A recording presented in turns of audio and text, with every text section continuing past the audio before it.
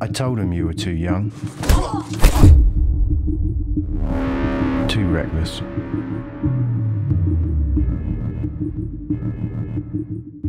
Hey everyone, I'm Tony from H4G Games. Today with me is Marc Morisseau. How you doing, sir? I'm doing great. How are you? I'm doing very well. Thank you very much for being with us. So we're going to be interviewing Marc today because he is currently working on an unofficial, at least at the moment, a fan film for Perfect Dark. Now, a little bit about Marc. Him and I went to college together. We worked on a number of films. He's done everything in filmmaking, from being a director of photography, to working on sound, to working the camera, tons of fight choreography. And he currently works in LA as a performance capture supervisor. He's worked on games like Titanfall, like Resident Evil 6. He's worked on movies like Dawn of the Planet of the Apes. And now he's taking all of this AAA talent that he has and bringing it to the Perfect Dark franchise in film form. So, Marc, tell me a little bit about the genesis of this project. Of all the films that you could possibly be working on, what drew you to the Perfect Dark series? I was thinking about what I wanted to bring to film, or to bring to the screen that I hadn't seen in a while, and automatically I thought about Perfect Dark because it was such a great game back in 2000. I just remember the gaming experience being so great, and the story being so ahead of its time at the time. I had to do something and adapt it to film because I was just really itching to do some good action with some good story behind it. I remember when my friends first had played Perfect Dark, they were like, this is like GoldenEye, but it's more advanced. So which brings me to a very important question before we continue. I need to know, will your, when you make this project, when you film it, when people are watching it, will they be able to watch a certain amount of it but require a 4 megabyte RAM adapter expansion pack in the computer to be able to watch the rest of it in HD? No, not this time around. We're going to be shooting it in HD high res, and it should be able to be accessible to anyone on any console, tablet, in any form. It shouldn't require the expansion pack that was necessary back in 2000. So I won't have to purchase an add-on for this movie? No. Okay, that's not good at to first. I had to ask. I had to ask. It's a good question. How is this going to be similar to the already existing series? How is this going to be different? What are you bringing to the table that kind of brings your own unique perspective on the franchise? Well, we're going to try to keep in line with a lot of the core material, the world, the setting, the players involved, and the general story of Joanna Dark. But I'm starting from a place earlier in her career and in her life, before she became the character that we met in 2000. There's a little bit of leeway where I'm going to be kind of taking the original story and adapting it for modern day. Tell me a little bit more about the weapons. I know that a lot of people are instantly going to be thinking about what sort of weapons can they take from this sci-fi action game, and what will actually translate to film.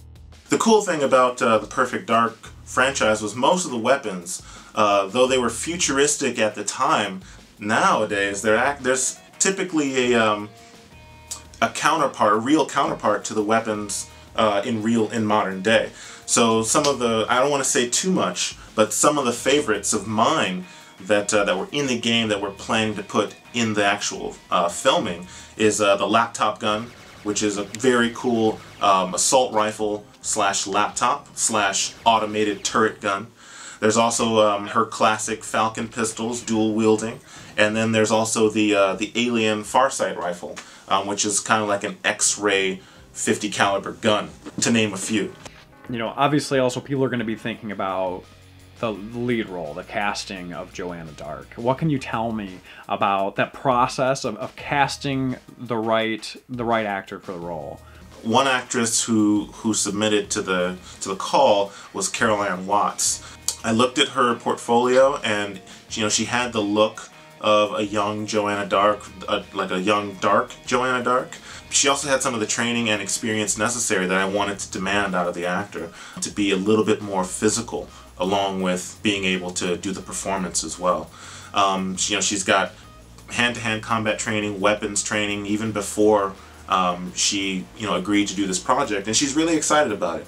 Tell me a little bit about your background in martial arts And actually, before you say anything, I'm just going to tell a quick story about what I remember from you when we were about to film something on the top of a parking structure.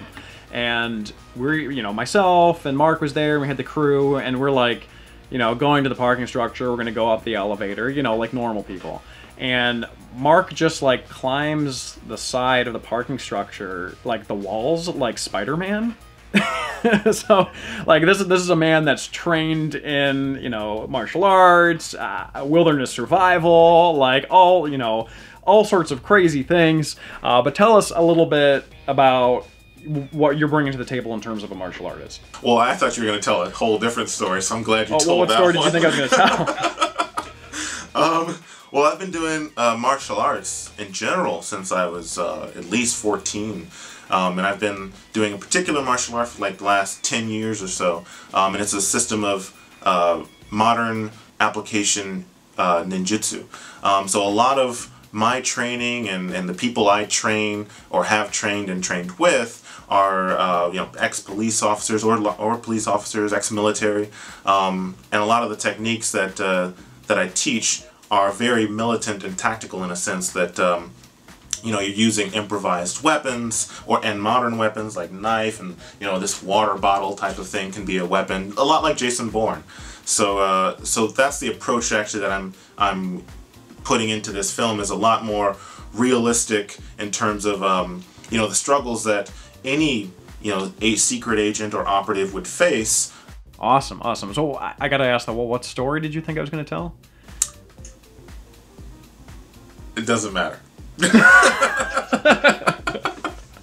So after this project, okay, so right now it seems like we're looking at a short film. What's in store next? Is there a long-term game plan for Perfect Dark? Oh yeah, absolutely. There's quite a couple phases. We want to make this into almost like an episodic, almost like a series, because there's a whole story arc that I've built around the ideas of not only Perfect Dark, but also Perfect Dark Zero and these small stories in between the main franchise stories and kind of how they kind of bleed into one another. So for everybody at home, first off, definitely click the screen, check out the trailer. There's also going to be links in the description below. But how can people help the project? How can people contribute to the project?